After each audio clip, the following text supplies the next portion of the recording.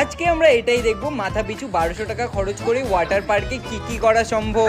এর পুরো ডিটেলসটা কিন্তু এই ভিডিওর মাধ্যমে আমি আপনাদের কাছে পৌঁছে দিচ্ছি। সকাল হতে BMW তে চড়ে 3 বন্ধু মিলে বেরিয়ে পড়েছিলাম ওয়াটার পার্কের উদ্দেশ্যে। যাওয়ার পথে পড়লো রেলগেট, খেলাম ফুচকা, ভরলাম পেট। ফুচকা তো আমরা খেলামই, আর সাথে খেলাম ট্রেন, যেটা দেখার পর কাজ করবে না আপনার ব্রেন। রাস্তায় এভাবে মজা করতে করতে আমরা চলে এলাম মা প্যারাডাইস ওয়ার্ল্ডে। এন্ট্রি হতেই জনপ্রতি 1200 টাকা করে আমরা এই ব্যান্টেনের ওয়াচটা পরে নিলাম।